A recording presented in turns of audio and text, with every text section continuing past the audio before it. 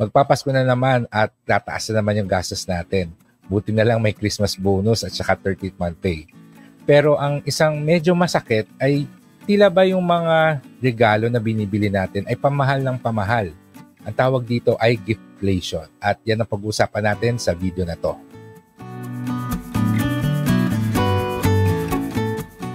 Bago tayo magpatuloy, sana ay nakasubscribe na kayo sa ating YouTube channel at naka-like and follow sa ating Facebook page. I-share nyo na rin itong video na to at ang channel natin sa mga kaibigan ninyo. Every year, the cost of giving gifts seems to be getting a little bit more expensive. Yung Christmas basket na nabili mo ng 800 pesos, mga 1,000 pesos na ngayon. Yung gadget na binili mo para sa pamangkin mo last year, mas mahal na ng 2,000 pesos ngayong taon. Ang tawag dito ay giftflation, which describes the rising cost of gift giving. And it's not just about higher prices. It's also about basically inflation itself, but also lifestyle changes and social expectations, which makes generosity a little bit challenging today. What's behind giftflation? At its core, giftflation is a mix of both economic and social factors. Inflation affects everything. As the cost of food, packaging materials, and delivery rise, so do the prices of ready-made gift items. Even small tokens like chocolates or toiletries are pricier because of rising ingredients, raw materials, and shipping costs. Meanwhile, the peso's weakness also adds pressure. Many popular gifts in the Philippines, from toys to tech gadgets, are imported. When the peso weakens against the dollar, import costs rise, which retailers will then pass on to the consumers. Lastly, there's also the rising consumer demand during the holidays. Mas marami kasing nagsashopping kapag Pasko. Apart from the usual gifts for friends and family, there are office exchanges and even gift donations to charities and prizes for raffles. In short, people are buying more and that surge in demand pushes prices even higher. Alam nyo ba, according to the Philippine Statistics Authority, inflation tends to rise during the last quarter of the year because we are in peak shopping mode. Unfortunately, the pressure to give is also real. In the Philippines, gift giving is not just an act of kindness. Sometimes it's also seen as social currency. Naniniwala kasi tayo at pinalaki tayo na dapat tumatanaw tayo ng utang na loob, dapat marunong tayo makisama, at ayaw natin na napapahiya tayo. These values make us feel obliged to reciprocate or give gifts even if our wallets are tight. Tapos meron pang social media which has turned gift giving into a public performance. What do I mean by this?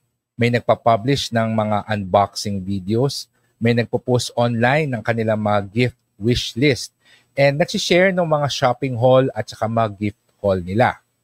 Suddenly, yung mga simpleng regalo, parang nahihiya ka na yun yung ibigay kasi baka yun yung i-share ng friend mo at mapahiya ka sa mga friends mo na, ay, ang cheap naman ng regalo niya or ang pangit naman ng regalo niya. And because of these reasons, kaya minsan nape-pressure talaga tayong mga Pinoy na gumastos at magbigay ng mga magagandang regalo.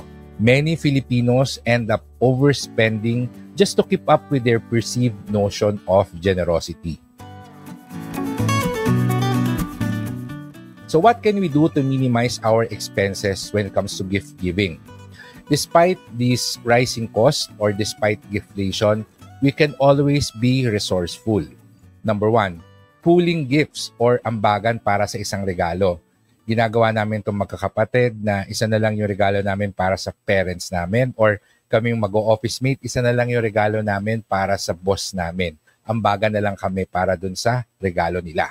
Another version of this is isang regalo na lang para sa buong grupo. For example, dun sa best friend ko, kesa magbigay ako ng regalo para sa best friend ko, tapos para kay tita, tsaka kay tito, isang regalo na lang para sa buong pamilya nila. Number 2, choosing practical gifts like groceries, prepaid load, or GCash credits.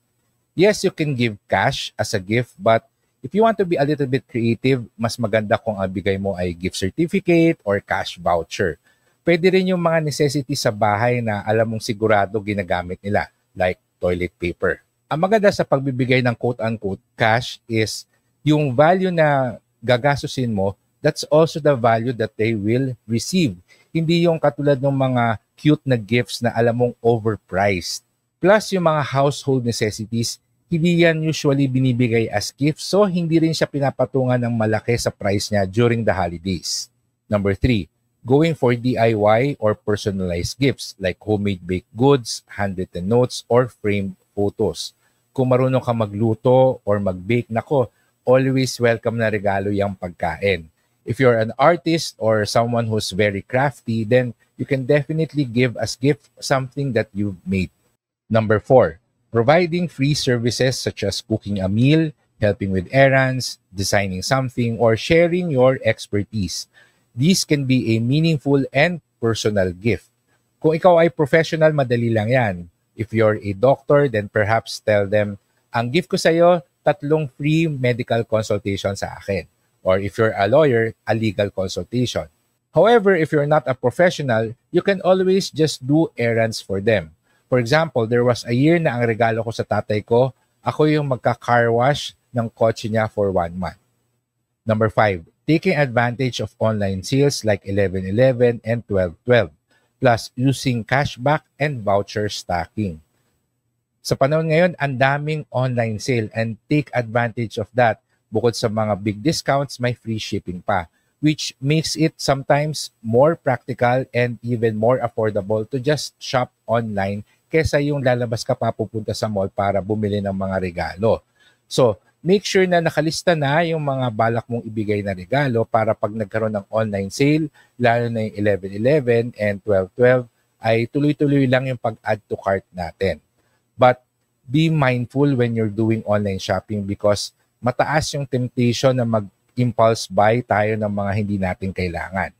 Sana ay nagustuhan nyo yung mga tips na yon and hopefully it will help preserve the spirit of gift giving in you while keeping your budgets under control. There are still a lot of things you can do to minimize your expenses. Pwede kayong mag-exchange gift or even mag-reuse ng mga regalo. But I will leave all of those for you to discover. In any case, if you want to stay generous without really breaking the bank, then here are more tips for you. Number 1, plan and budget early. Dapat ngayon meron na kayong listahan ng mga regalo na bibili ninyo. Huwag nyo na hintayin yung November at lalong-lalo na huwag mag-last-minute shopping sa December dahil mas mapapamahal kayo. Number 2, set spending limits. Pag-aralan nyo yung budget ninyo at iset nyo na magkano yung maximum na gagastusin ninyo para sa mga regalo this year. And you can even set the budget per person. Number 3, buy in bulk. Lalo na kung mag-online shopping kayo, kapag isang store lang yung bibilhan ninyo at marami, pwede kayong makakuha ng discount at saka free shipping. Number 4, go digital. You can send e-gifts or e-cards or even online vouchers. At least itong mga regalo na to, hindi mo na kailangan i-gift wrap. Number 5, be open about expectations. Sometimes, baka naman pumayag, you can just suggest na, wala na magre-regalo this year para makatipid tayo. That happened dun sa isa kong friend na dun sa family nila, nag-agree sila magkakapatid na walang bibili na regalo, yung mga bata, yung mga inaanak lang natin yung regaluhan ninyo. And at that year, nakatipid sila.